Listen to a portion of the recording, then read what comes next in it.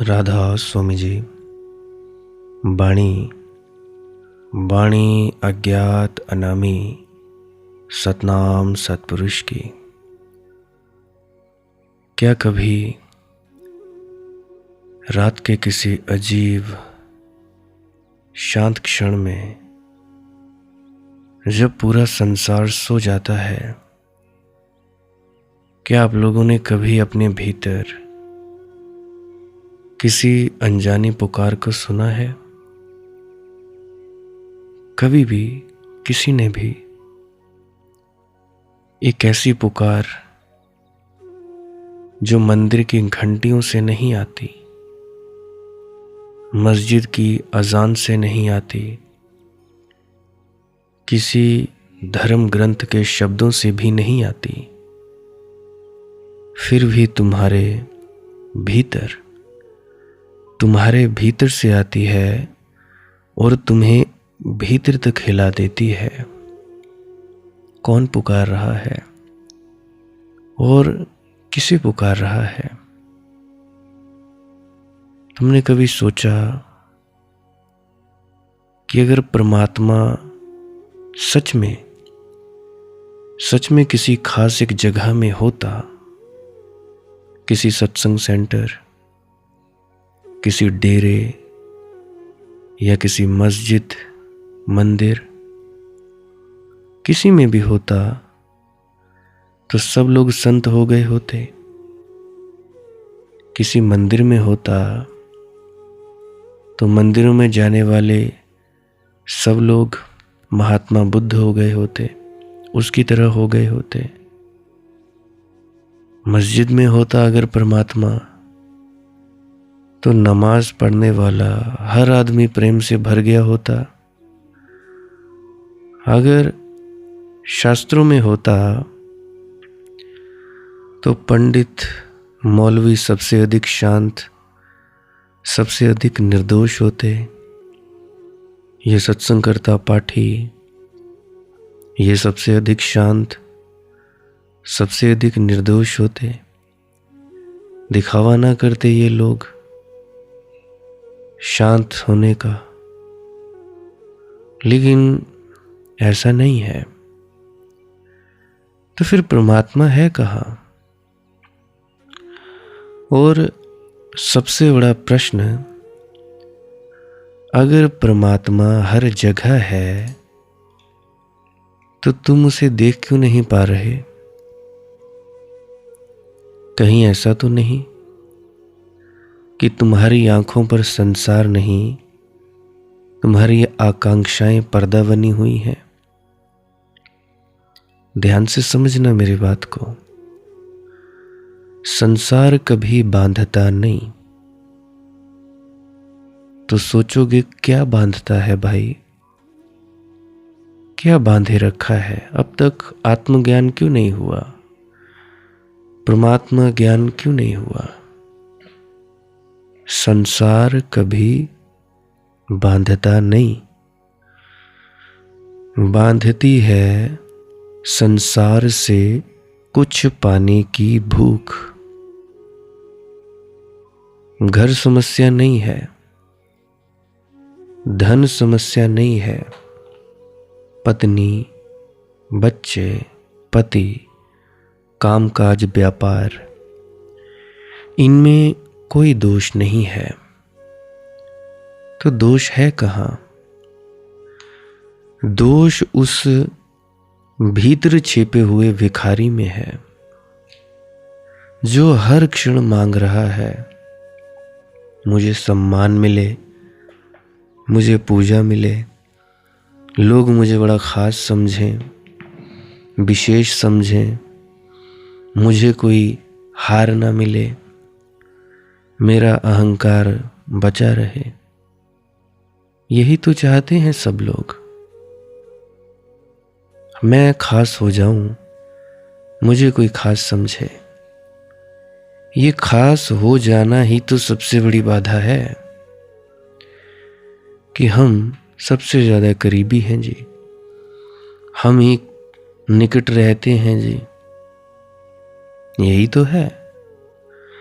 और यही सबसे बड़ा जेल खाना है।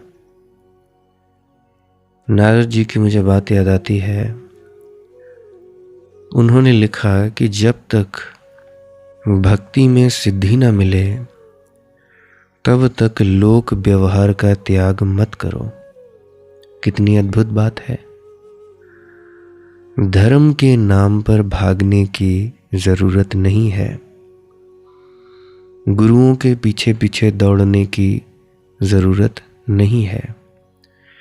गुरु से रास्ता ले लो और जैसा गुरु ने कहा वैसा घर बैठकर करो। घर छोड़ने की कोई जरूरत नहीं, कपड़े बदलने की जरूरत नहीं, माला पहनने की भी कोई अनिवार्यता नहीं है। पहनना चाहो पहन सकते हो, परंतु जरूरत नहीं। शौक है पहनो, शरीर बचाना है पहनो, शरीर की ऊर्जा बचानी है पहनो माला, रत्न पहनो, जवाहरात पहनो, ये शरीर के बचाव के लिए हैं। परंतु धर्म के नाम पर बोल देना कि इससे परमात्मा की प्राप्ति हो जाएगी, तो ये बड़ी मुश्किल बात है। तुम कहते हो जी हमने ये किया, हमने वो किया, जी हो क्यों नहीं रहा है? चाहत ही बाधा है। चाहत। कुछ लोग कहने आ जाते हैं कि तू हमें बेईमान बोलता है और खुद को ईमानदार साबित करता है। मैंने कब कहा कि मैं बड़ा ईमानदार हूं? मैं भी तो बेईमान था। नहीं हूं तो नहीं हूं। कपड़ा धुल गया तो जो साफ सुथरा कपड़ा है अब उसको गंदा कैसे कहोगे? परमात्मा ने कपड़ा धो दिया तो कैसे उसको गंदा कहूं? वॉशिंग मशीन में तुम कपड़ा डालते हो या हाथों से धोते हो गंदे कपड़े, तो वो धो दिए जाते हैं। तब भी क्या तुम उसे कहते हो कि ये गंदा है? नहीं कहते। तो मेरी बातों का बुरा मत मनाया करो। मैं सिर्फ सीधा सीधा सच सच ही कह देता हूं। बात मुझे ज्यादा घुमानी आती नहीं, कोई शब्दों के जाल खड़े करने नहीं आते मुझे। सीधी साधारण भाषा जो लोकजन्य में है, सभी लोग समझ पाए। सब समझ पाते हैं तकरीबन। मेरी भाषा वैसी है, थोड़ी कड़वी है, आमले की तरह है, फायदा बहुत देती है। घूंट पी गई है कड़वा तो ठीक, नहीं तो मेरा क्या ही जाने वाला है। तुम जो मर्जी बोलो, मेरा क्या चला जाएगा? अगर ये शरीर चला भी गया तो क्या हो गया? मैंने तो सोचा ही नहीं। अगस्त महीने पिछले साल जब ये शरीर जाने वाला था तो मेरी पत्नी को चिंता हो गई, ये क्या हो गया इसे?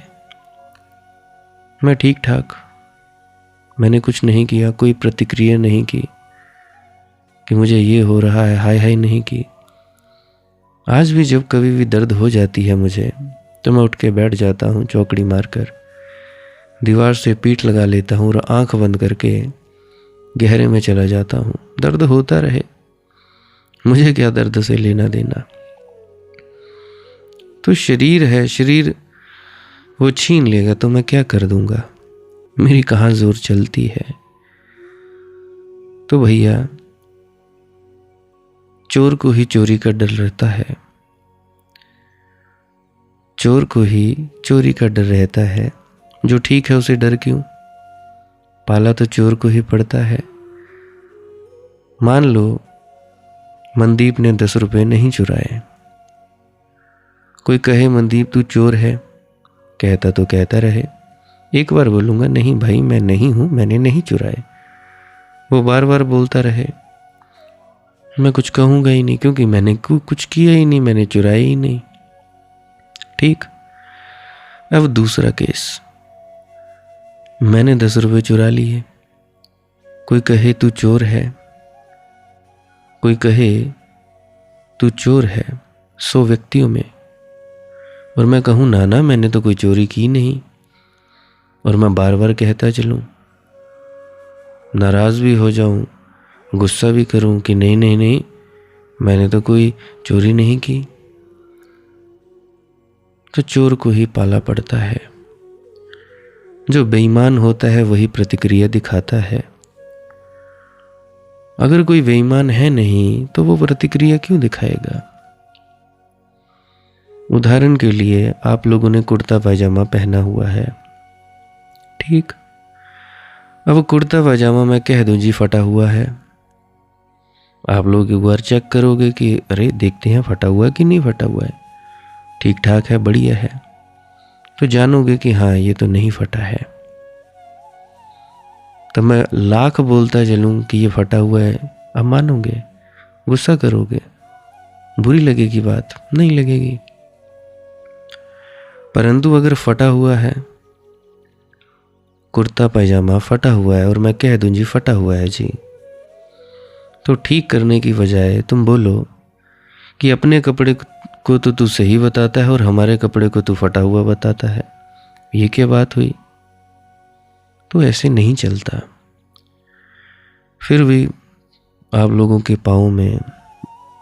पाँव पड़कर नतमस्तक होकर माफ़ी चाहता हूँ। अगर बुरा लगा हो, मैं यही कह सकता हूँ और मैं कुछ नहीं कह सकता।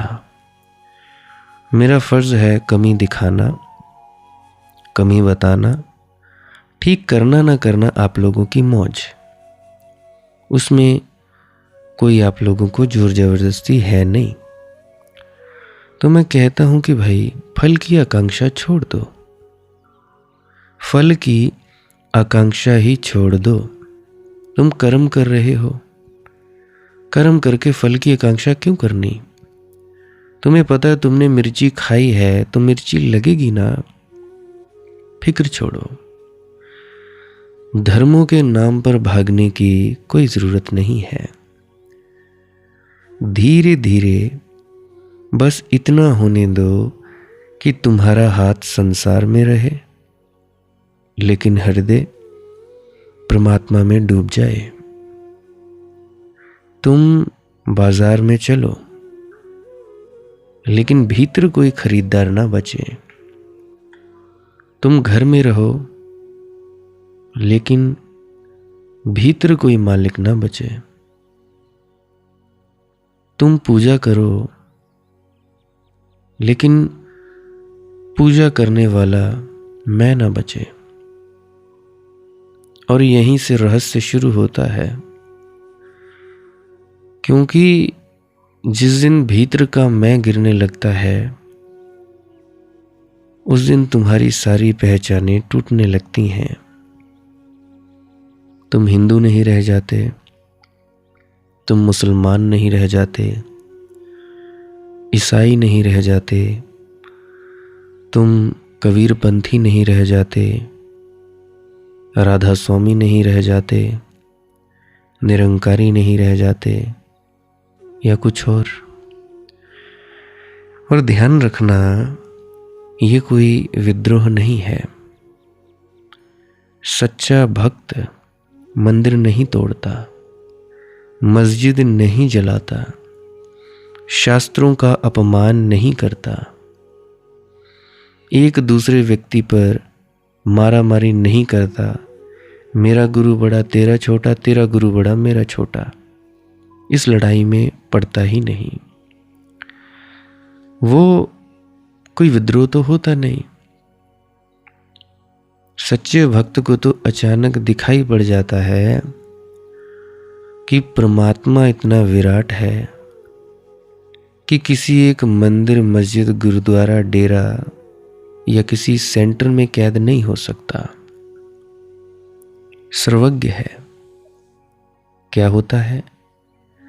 मंदिर भी सुंदर लगने लगता है, मस्जिद भी सुंदर लगने लगती है, गीता भी प्रिय लगती है, राधा स्वामी मत की पुस्तकें भी प्रिय लगती हैं, कबीर पंथियों की भी, आर्य समाजियों की भी, सब बाइबल भी उसे सुगंध देने लगती है। क्योंकि अब भीतर कोई सीमा नहीं बची। और जिस दिन सीमा टूटती है उस दिन प्रेम जन्म लेता है, सच्चा प्रेम। अभी तुम लोगों का प्रेम वासना के अतिरिक्त कुछ है नहीं। ये तो वैसी बात हुई, तुम एक तो किसी की मदद करो और जताते भी हो मैंने की। ये क्या बात हुई? प्रेम करते हो तो जताते भी हो हम तुमसे प्रेम करते हैं। ये जताना क्या है? क्या दूसरे को महसूस नहीं होने वाला तुम्हारा प्रेम? इतना कमजोर है तुम्हारा प्रेम? नहीं भाई, अगर हमें जताना पड़ रहा है तो वो प्रेम नहीं। सीमाओं को तोड़ो, भेदभाव को तोड़ो। जिस दिन सीमा टूटती है उसी दिन प्रेम जन्म लेता है। लेकिन डर यहीं पैदा होता है क्योंकि समाज तुम्हें समझ नहीं पाएगा। समाज कहेगा ये आदमी बदल गया है, ये पागल हो गया है, इसे अब धर्म की मर्यादा नहीं रही, ये पता नहीं क्या करता है। मेरे साथ हुआ है ऐसा, पागलों की तरह मेरे साथ सलूक हुआ है, कोई बड़ी बात नहीं। और मैं नौसिखिया था, नया नया ही हुआ था, मुझे कुछ ज़्यादा पता नहीं था कि ऐसा भी होता है।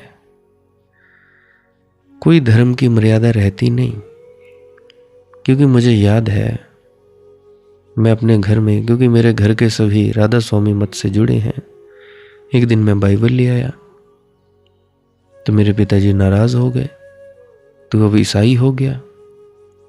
भला बाइबल पढ़ने से कोई ईसाई हो जाता है? या राधा स्वामी मत की पुस्तकें पढ़ ली तो कोई राधा स्वामी हो गया, या गीता पढ़ ली तो कोई हिंदू हो गया? अगर ऐसा होता तो बड़ा सस्ता सौदा होता। ऐसा नहीं चलता, मर्यादाएं खो जाती हैं। सच तो ये है कि परमात्मा के मार्ग पर चलते हुए एक दिन ऐसा आ जाता है जब सारी झूठी मर्यादाएं गिर जाती हैं, सब भेदभाव गिर जाते हैं।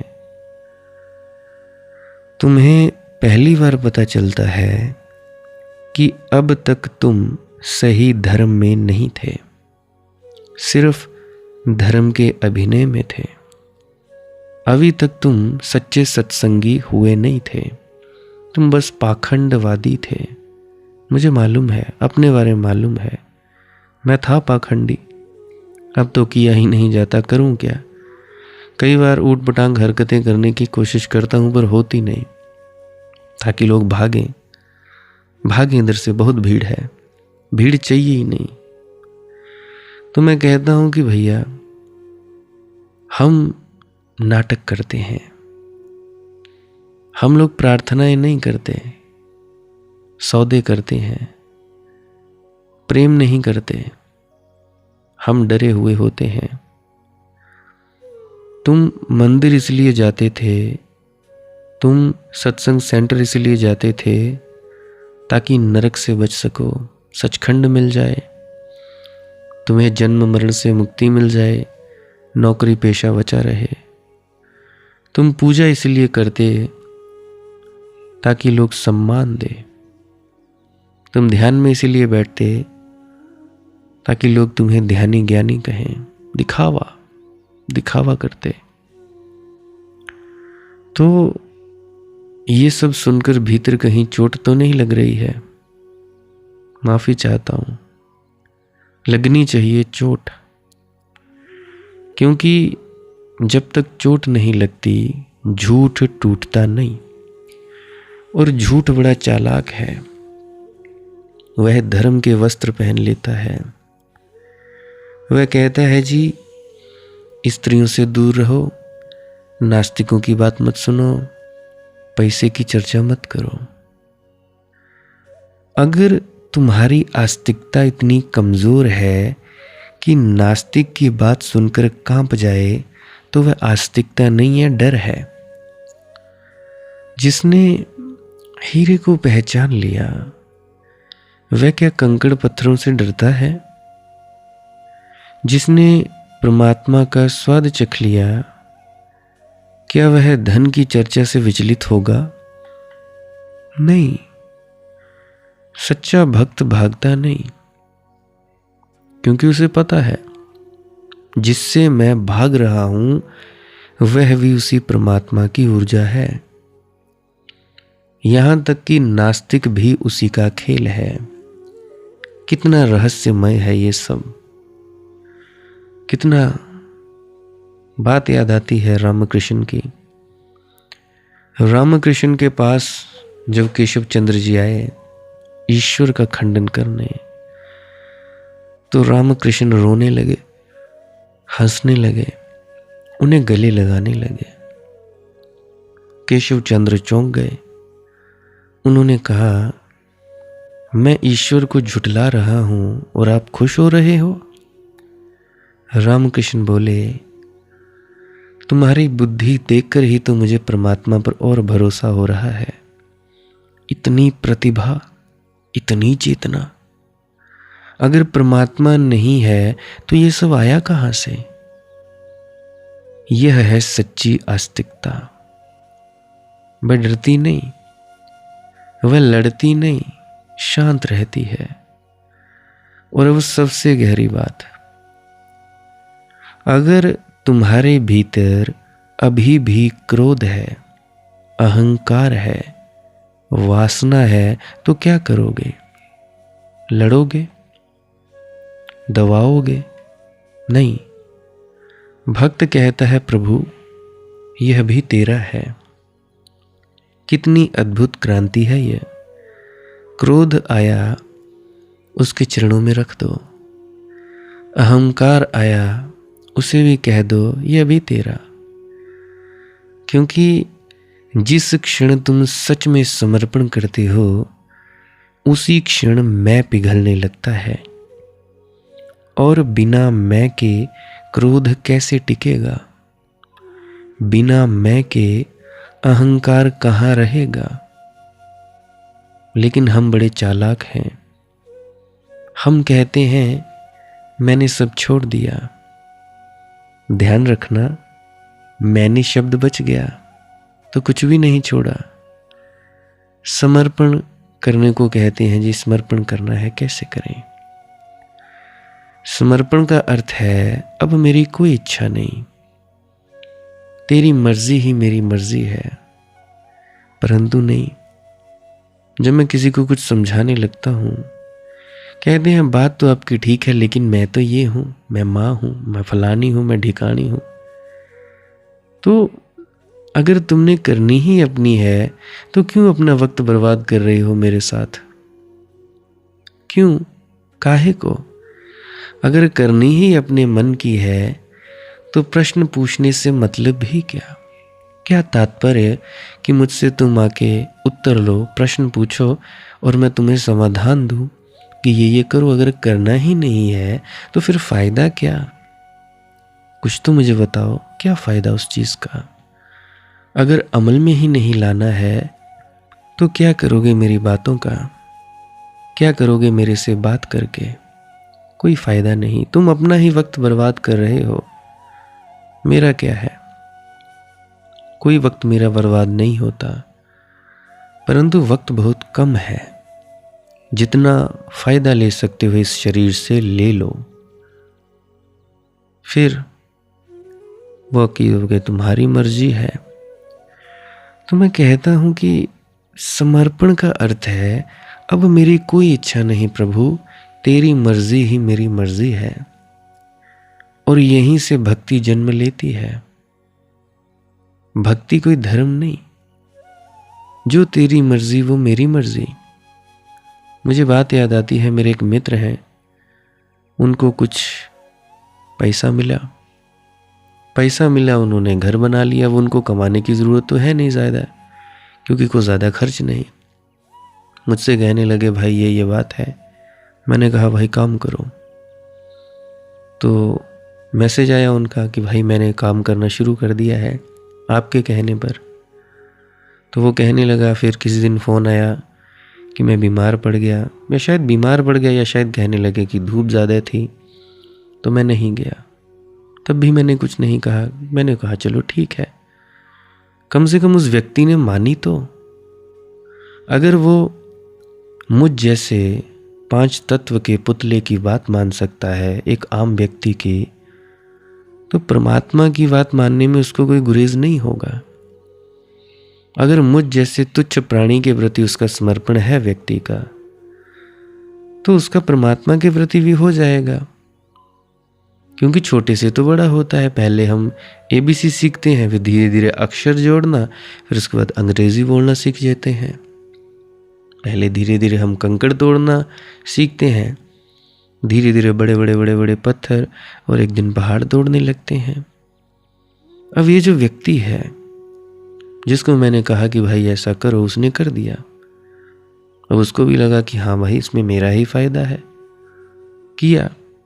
चलो धूप है इतनी तेज, घर में आ गया, कम से कम किया तो, कोशिश तो की।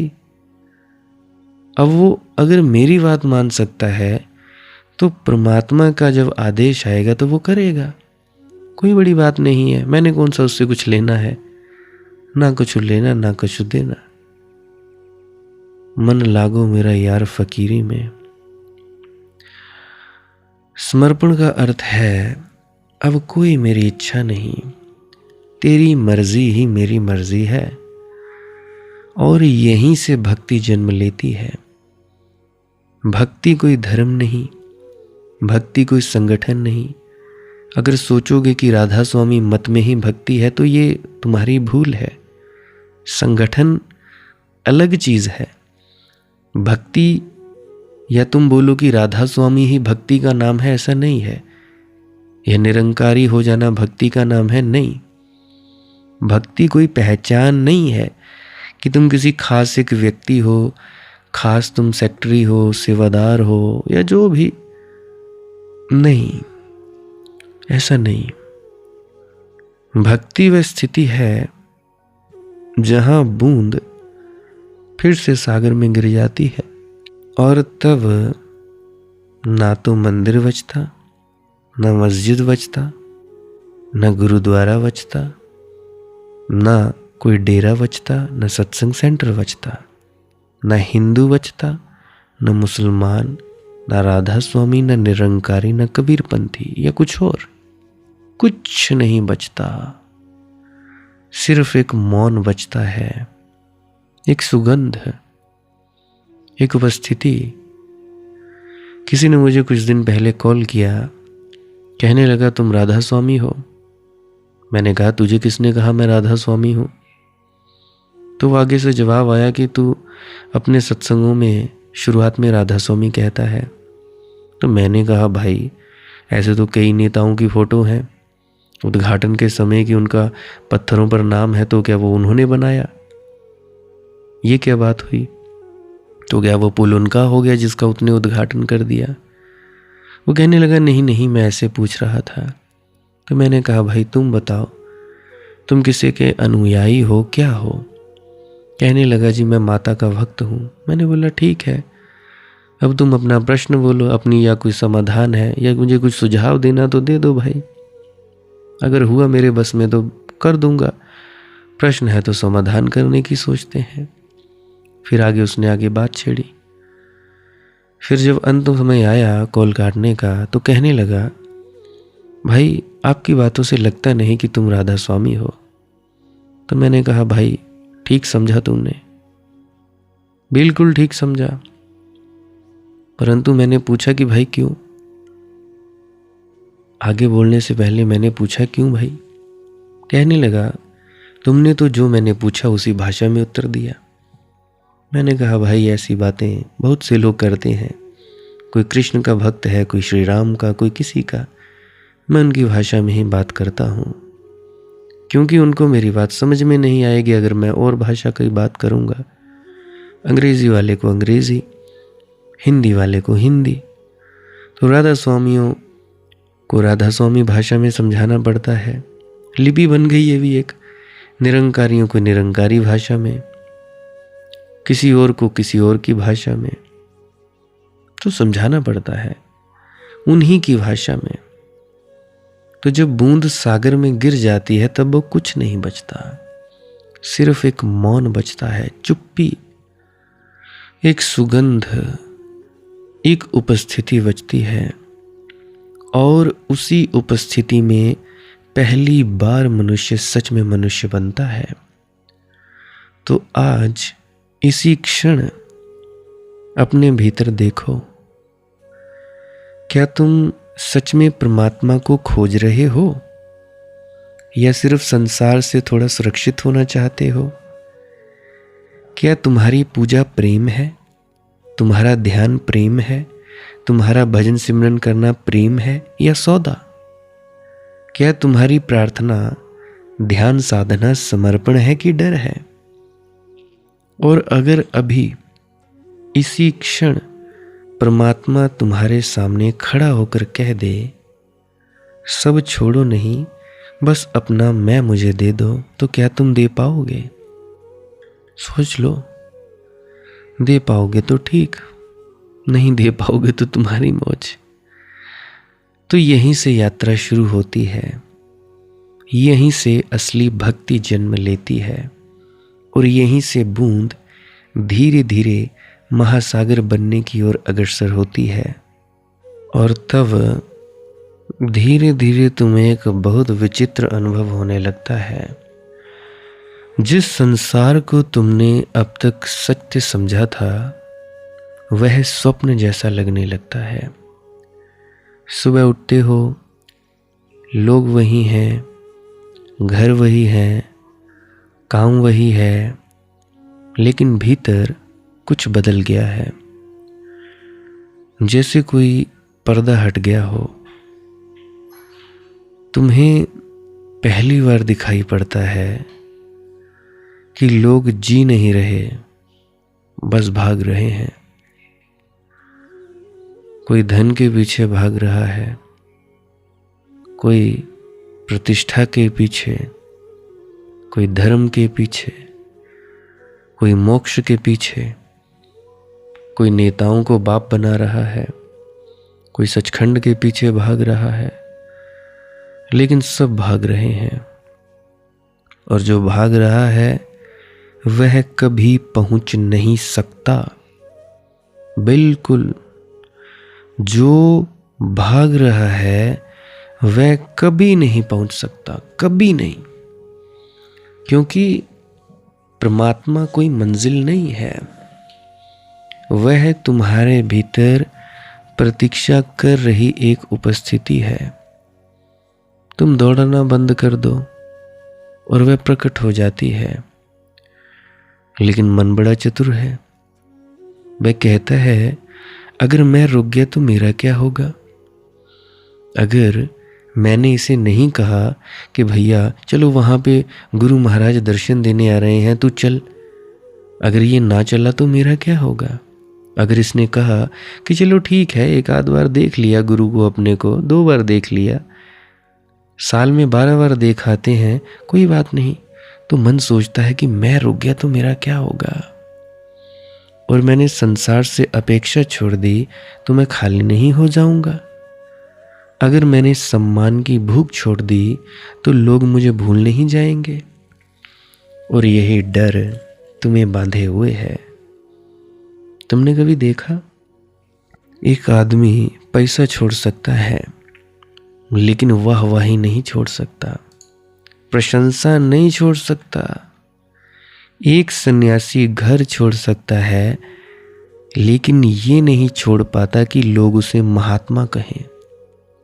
एक साधु वस्त्र त्याग सकता है लेकिन भीतर छिपा हुआ अहंकार नहीं त्याग पाता, और फिर धर्म भी संसार बन जाता है।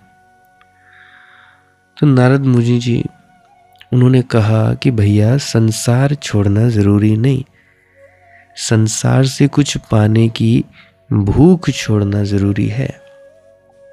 फर्क बड़ा सूक्ष्म है, इतना सूक्ष्म कि हजारों साधु भी इसे नहीं समझ पाए।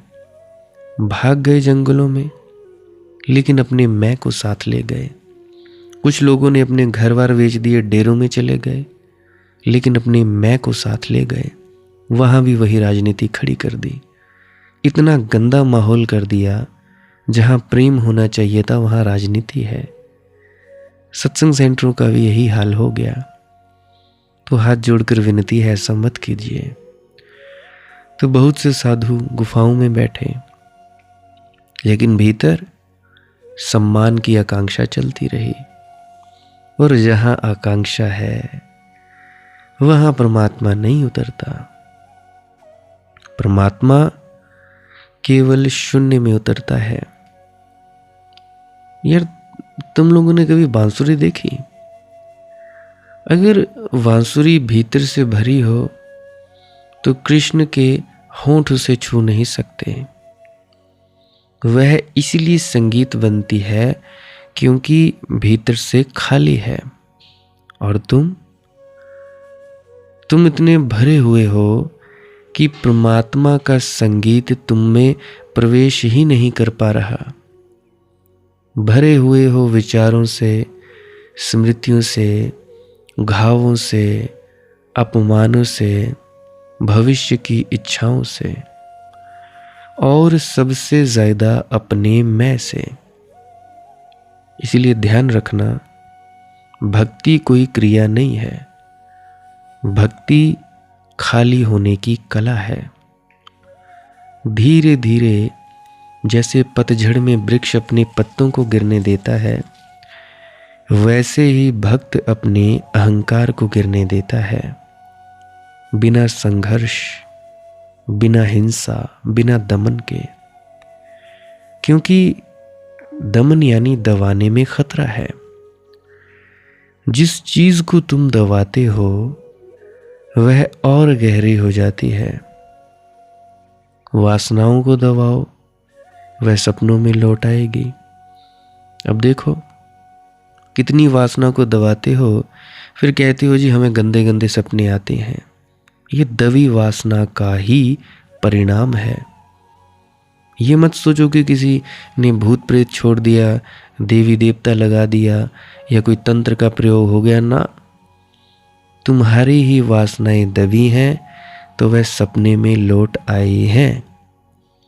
इसलिए तुम्हें गंदे गंदे स्वप्न आ रहे हैं। स्वप्न के जरिए निकल जाने दो, रोकना मत। कम से कम सपने में तो निकल जाने दो। कुछ भी हो जाए, सपने में अपनी वासना को निकल जाने दो। और अगर ज़्यादा ही है तो अपने जहाँ तुम सोते हो, अपने सिर के नीचे ठीक बेड के पास तांबे के गिलास में या जग में पानी रख लेना, या किसी भी गिलास में रख लेना, पानी पास रखना। अगर नकारात्मकता भी हुई तो पानी से हट जाती है, क्योंकि पानी में एक ऐसा प्राण तत्व है जो नकारात्मकता को हटाने में मदद करता है। तुमने कभी ये सोचा नहीं होगा कि जब कभी मुर्दे को जलाने जाते हैं शमशान घाट में, तो अक्सर लोग लकड़ी डालने के वक्त जाते हैं तो वहाँ पे हाथ मुंह धोते हैं। कुछ लोग कहते हैं कि जी नहा लेना चाहिए। तो बहुत से लोगों का ये कथन है जी उस लाश के साथ कीटाणु होते हैं ताकि हम उससे बीमार ना हो जाएं। तो कईयों को पता है, कईयों को नहीं पता। असली कारण ये है कि अगर कोई भी नकारात्मक ऊर्जा होगी तो जैसे ही पानी तुम डालोगे सर पर, सहस्त्रार खाली हो जाएगा नकारात्मकता से। पूरे शरीर में सकारात्मकता यानी पॉजिटिविटी भर जाएगी। तुम देखना, कभी सर भारी है, नहा लो, थोड़ा गुनगुने पानी के साथ नहा लो। अगर ज़्यादा ही है तो नहा लो गुनगुने पानी के साथ, तुम्हारा शरीर हल्का हो जाएगा। या थोड़ा सा पूरी बाल्टी भर लो, आधा चम्मच नमक डाल लो, घोल लो। सर पर मत डालना, नहीं तो बालों की सफ़ेदी आ जाएगी। घोल लो उसको और अपने गले से नीचे नीचे सारी जगह फेंक लो। वैसे आधे चम्मच से क्या ही होने वाला है पूरी बाल्टी में। सर के ज़रिए भी नहा सकते हो, देखना तुम्हें बड़ा हल्का लगेगा। तो पानी में भी ऊर्जा है। तो स्वप्न आए, पानी का गिलास या जग किसी भी प्रकार का हो, तांबे का हो तो सबसे ज़्यादा बेहतर, गिलास हो या जग हो। अगर मेरी तरह ज़मीन पे सोते हो नीचे गद्दा लगा कर, तो अपने सिर के पास में रख लेना, गिलास रख लेना या जग रख लेना, या एक गड़वी होती है, लोटा होता है, वो रख लेना। तो उससे भी तुम्हें काफ़ी हद तक फ़र्क पड़ेगा। और जिनको स्वप्न बड़े आते हैं वो ध्यान में ज़रूर बैठे, ध्यान के लिए बैठे, आंख बंद कर ले, ध्यान के लिए बैठे। जितनी भी नकारात्मकताएं होती हैं सब निकल जाती हैं, क्योंकि ध्यान के वक्त तुम्हारे अंदर से ऐसे ऊर्जा के वेग निकलते हैं, सब नकारात्मकता को काट देती है। ध्यान रहे, अगर किसी व्यक्ति को डर है, मुझ पर तंत्र का उपयोग करने वाला है, कोई तंत्र मंत्र यंत्र का या कोई भी किसी भी प्रकार का डर है, कुछ ना करे, घर पे आए, नहा के, अगर ठंड है तो गर्म पानी कर ले, गुनगुना पानी कर ले, सर से लेकर पाँव तक नहा ले, नहा लिया और उसके बाद अपने कमरे में बैठे, आंख बंद करके ध्यान में डूब जाए। बस इतना ही करना है और कुछ नहीं करना है। ना किसी तांत्रिक के पास जाना है, ना झाड़ फूंक करने के पास जाना है, कोई ज़रूरत नहीं। अपने घर बैठो, बस इतना सा ही काम करना है। नहा लो और ध्यान में बैठ जाओ, कुछ नहीं करना है। अगर शरीर स्वस्थ है, कोई बीमारी नहीं है दिल की, तो सांस क्रिया करो, ऊंचे ऊंचे श्वास लो, लंबे और गहरे। इससे बहुत ज़्यादा ऊर्जा ऊपर की तरफ उठने में मदद मिलेगी। तो ज़्यादातर तो वैसे मैं बात शुरू की थी कि स्वप्न भीतर जो वासना दवाई होती है वो सपनों के जरिए लौट आती है। क्रोध को दबाओ, वह भीतर जहर बन जाएगा। अहंकार को दबाओ, वह विनम्रता का मुखौटा पहन लेगा। बहुत देखे मैंने ऐसे व्यक्ति, ऊपर से अहंकारी, अंदर अंदर हाँ मैं तो आपके पाँव का दास हूँ जी, ओ महाराज जी तुसी तो सिर दा ताज हो जी, तुसी हो। अहंकार साफ दिखता है। तुमने झूठे विनम्र लोग देखे, वे कहते हैं जी मैं तो कुछ भी नहीं, लेकिन भीतर इंतजार कर रहे हैं कि कोई कहे नहीं नहीं आप बहुत महान हैं। ओ हो। ये अहंकार का सबसे खतरनाक रूप है। इसीलिए भक्त दमन नहीं करता, वह समर्पण करता है। गुस्सा आ गया, क्रोध आ गया, वह कहता है ठीक है प्रभु ये भी तेरी ऊर्जा। वासना आई, ठीक है प्रभु ये भी तेरी ऊर्जा, समर्पित। लालच आ गया, यह भी तेरी ऊर्जा है। और जैसे ही तुम स्वीकार करते हो, चमत्कार घटता है, ऊर्जा बदलने लगती है। वही क्रोध करुणा बन जाता है, वही वासना प्रेम में तब्दील हो जाती है, वही लोभ प्रार्थना बन सकता है, क्योंकि ऊर्जा एक है। कीचड़ और कमल में कोई शत्रुता नहीं। एक तरह से कहें तो कमल कीचड़ का ही रूपांतरण है, लेकिन मन कहता है नहीं नहीं, लड़ो, काटो, दबाओ। क्यों? क्योंकि मन संघर्ष में जीवित रहता है। अगर तुम शांत होकर बैठ गए चुपचाप तो मन मर जाएगा, और मन अपनी मृत्यु से डरता है। इसलिए वह तुम्हें धर्म भी देगा, लेकिन ऐसा धर्म जिसमें संघर्ष हो। वह कहेगा ये मत करो, उससे बचो, इससे डरो, लेकिन प्रेम कभी डराता नहीं। जहां डर है वहां धर्म नहीं, याद रखना। जिस दिन तुम्हारा धर्म भय पर टिका हो, समझ लेना तुम अभी बाहर के बाहर ही हो, मंदिर के बाहर ही हो।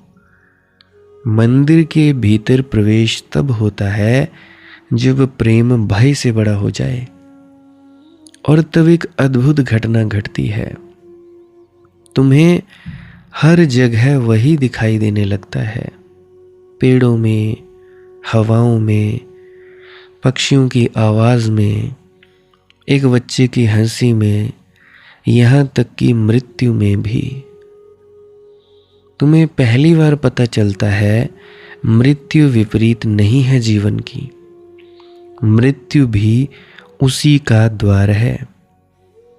और फिर भय गिरने लगता है। जिसे परमात्मा की झलक मिल गई, वह मृत्यु से कैसे डरे? डर तो उसे लगता है जिसने अभी जीना ही नहीं सीखा। भक्त पहली बार जीता है पूरी तरह। वह रोता है तो पूरा रोता है, हंसता है तो पूरा हंसता है, प्रेम करता है तो पूरा प्रेम करता है, गुस्से में है तो पूरा गुस्सा होता है। क्योंकि अब भीतर कोई हिसाब नहीं बचा और संसार हिसाब पर चलता है। तुम प्रेम भी करते हो तो सोचते हो मुझे बदले में क्या मिलेगा? शक्तिपात हो जाएगा, शक्ति मिल जाएगी, ये सब।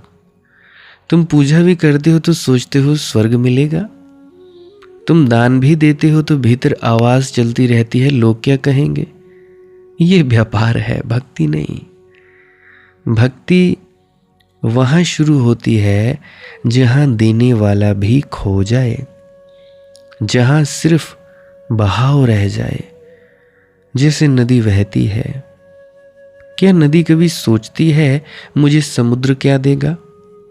नहीं, वह बस बहती है और इसी बहने में एक दिन समुद्र हो जाती है। भक्त भी ऐसा ही होता है। वह परमात्मा तक पहुंचने की कोशिश नहीं करता, वह बस बहता है और एक दिन अचानक पाता है जिसे खोज रहा था वह तो सदा से भीतर बैठा था। तब कैसी हंसी आती होगी। जैसे कोई आदमी पूरे घर में चश्मा ढूंढता रहे और अंत में पता चले कि चश्मा उसकी सर के ऊपर लगा है, आंखों के ऊपर ही रखा था। ऐसी ही हंसी बुद्ध पर आई होगी, ऐसी ही हंसी मीरा पर आई होगी, ऐसी ही हंसी कबीर पर आई होगी। वे हंसे होंगे अपने ऊपर कि जिसे पाने के लिए जन्मों तक भटके वह तो कभी खोया ही नहीं था। खोया क्या था? सिर्फ ध्यान, सिर्फ स्मरण यानी अपनी याद, सिर्फ जागरूकता। और इसीलिए सारे संत एक ही बात कहते हैं, याद करो। नाम का अर्थ भी यही है, स्मरण, याद। किसी शब्दों को दोहराना नहीं, भीतर उस उपस्थिति को याद रखना नाम है। चलते हुए, बैठते हुए, खोते हुए, सोते हुए भीतर कहीं एक दीपक जलता रहे, वह है। और फिर धीरे धीरे तुम बदलने लगते हो। तुम्हारी आंखें बदल जाती हैं, तुम्हारी चाल बदल जाती है, तुम्हारी आवाज बदल जाती है। क्योंकि अब तुम अकेले नहीं हो, अब तुम्हारे भीतर परमात्मा सांस ले रहा है। और जिस दिन तुम्हें यह अनुभव हो जाता है कि अब तुम्हारे भीतर परमात्मा सांस ले रहा है, उस दिन जीवन साधारण नहीं रह जाता। फिर रोटी खाना भी पूजा हो जाता है, चलना भी ध्यान हो जाता है, मौन भी संगीत हो जाता है। और सबसे बड़ी बात, फिर तुम्हें किसी प्रमाण की जरूरत नहीं रहती। तुमने देखा, जो आदमी प्रेम में नहीं होता वह बार बार पूछता है क्या तुम सच में मुझसे प्रेम करते हो? लेकिन जिसे प्रेम का अनुभव हो गया वह पूछता नहीं, उसे पता है। ठीक ऐसे ही जिसे परमात्मा का अनुभव नहीं हुआ वही सबूत इकट्ठा करता है, वही तर्क करता है, वही बहस करता है। और जिसे अनुभव हो गया वह शांत हो जाता है, क्योंकि कुछ बातें सिद्ध नहीं की जा सकती, सिर्फ जी जा सकती हैं। तुम किसी अंधे आदमी को सूरज सिद्ध कर सकते हो? तुम कितने ही तर्क दो, वह नहीं समझेगा। उसे आंख चाहिए और धर्म आंख है, तर्क नहीं। लेकिन यहां बड़ी भूल हो गई है। लोग धर्म को विचार समझ बैठे हैं। इसलिए हिंदू लड़ रहा है मुसलमान से, मुसलमान लड़ रहा है ईसाई से, जैन बौद्ध सिख सब अपने अपने खेमे बनाए बैठे हैं। और परमात्मा हंस रहा होगा, क्योंकि जिसे उन्होंने बांट रखा है वह कभी बंटा ही नहीं। सूरज क्या कभी हिंदुओं के लिए अलग उगता है? हवा क्या मुसलमानों को अलग सांस देती है? मृत्यु क्या ईसाई और जैन और राधा स्वामी और निरंकारी में भेद करती है? नहीं, अस्तित्व एक है, लेकिन मन अलग अलग चाहता है, विभाजन चाहता है। क्यों? क्योंकि विभाजन से अहंकार को पहचान मिलती है। मैं हिंदू हूं, मैं मुसलमान हूं, मैं ज्ञानी हूं, मैं भक्त हूं। ये सब अहंकार के वस्त्र हैं। और जिस दिन वस्त्र गिरते हैं, मनुष्य पहली बार नग्न आत्मा की तरह खड़ा होता है, निर्दोष, शांत, असीम। इसी अवस्था को संतों ने मुक्ति कहा है। लेकिन मुक्ति कहीं भविष्य में नहीं है। मुक्ति कोई स्वर्ग नहीं है जहां मरने के बाद पहुंचोगे या कहीं सचखंड चले जाओगे ना। मुक्ति अभी और यही संभव है। अगर इस क्षण तुम अपनी पकड़ छोड़ दो। लेकिन पकड़ छोड़ना इतना कठिन क्यों है? क्योंकि तुम्हारी पूरी पहचान पकड़ पर बनी है। तुम अपने दुख तक को नहीं छोड़ सकते, नहीं छोड़ना चाहते। ध्यान से देखना, अगर कोई तुम्हारा दुख छीनने आए तो भी भीतर कहीं डर पैदा होता है, क्योंकि दुख के साथ तुमने पहचान बना ली। तुम कहते हो मेरा अपमान, मेरा दर्द, मेरी कहानी, और यह मेरी ही जंजीर है। भक्त धीरे धीरे इस मेरी को पिघला देता है। वह कहता है कुछ भी मेरा नहीं, ये शरीर भी उसका, ये मन भी उसका, ये सांस भी उसकी। फिर शिकायत कैसी? और जिस दिन शिकायत समाप्त हो जाती है उसी दिन प्रार्थना जन्म लेती है। ध्यान रखना, प्रार्थना शब्द नहीं, प्रार्थना वह स्थिति है जहां तुम अस्तित्व के प्रति गहरी कृतज्ञता से भर जाते हो, बिना कारण। क्योंकि कारण वाली कृतज्ञता व्यापार है। मुझे ये मिला इसीलिए धन्यवाद, मुझे आपने ये दिया इसीलिए धन्यवाद ना। भक्त धन्यवाद देता है सिर्फ इसीलिए कि वह है, सिर्फ इसीलिए कि उसे यह जीवन मिला, सिर्फ इसीलिए कि सुबह फिर सूरज उगा, पक्षियों ने फिर गीत गाए, हवा फिर पेड़ों से गुजरी। तुमने कभी सुबह को सच में देखा है? गौर से नहीं। तुम जल्दी में रहते हो, तुम्हें कहीं पहुंचना है, लेकिन भक्त कहीं नहीं पहुंच रहा। वह जहां है वहीं पूर्ण है, और यह पूर्णता बाहर से नहीं आती, यह भीतर के समर्पण से जन्मती है। इसीलिए जितना बड़ा समर्पण उतनी बड़ी शांति। लेकिन समर्पण का अर्थ क्या है? क्या इसका अर्थ है कि तुम निष्क्रिय हो जाओ, कुछ मत करो, जीना छोड़ दो? नहीं, समर्पण का अर्थ है कर्तापन छोड़ दो। काम करो, लेकिन भीतर यह भाव न रहे कि मैं कर रहा हूं। फूल खिलते हैं, क्या वे दावा करते हैं? नदी बहती है, क्या वह घोषणा करती है? चांद निकलता है, क्या वह कहता है देखो मैंने अंधेरा मिटाया? नहीं, अस्तित्व सहज है। और भक्त धीरे धीरे सहज हो जाता है। वह जीवन को धक्के नहीं देता, वह जीवन के साथ बहता है। अगर हंसी आती है हंसता है, आंसू आते हैं रोता है, मौन उतरता है शांत हो जाता है। उसके भीतर अब कोई विरोध नहीं बचता। और जहाँ विरोध समाप्त हो जाता है वहीं परमात्मा प्रकट होता है, क्योंकि परमात्मा संघर्ष में नहीं मिलता, सहजता में मिलता है। यही कारण है कि छोटे बच्चे इतने सुंदर लगते हैं। उनमें अभी अहंकार पूरी तरह पैदा नहीं हुआ। वे हंसते हैं तो पूरे हंसते हैं, रोते हैं तो पूरे रोते हैं। उनके भीतर कोई राजनीति नहीं। और संत फिर से बच्चे हो जाते हैं, बहुत जानकर भी निर्दोष, बहुत जीकर भी सरल। इसलिए जब तुम किसी सच्चे संत के पास बैठते हो तो शब्दों से ज्यादा उसकी उपस्थिति काम करती है। उसका मौन तुम्हें छूता है। तुम्हें लगता है जैसे किसी और दुनिया की हवा बह रही है। और सच यही है, वह आदमी अब इस दुनिया में होकर भी इस दुनिया का नहीं रहा। वह बाजार में चलता है, लेकिन बाजार उसके भीतर नहीं चलता। वह लोगों से मिलता है, लेकिन अकेला रहता है। उसका अकेलापन उदासी नहीं है, वह पूर्णता है। जैसे आकाश अकेला है, फिर भी सब कुछ समाये हुए है। और धीरे धीरे भक्त का हृदय भी आकाश बन जाता है।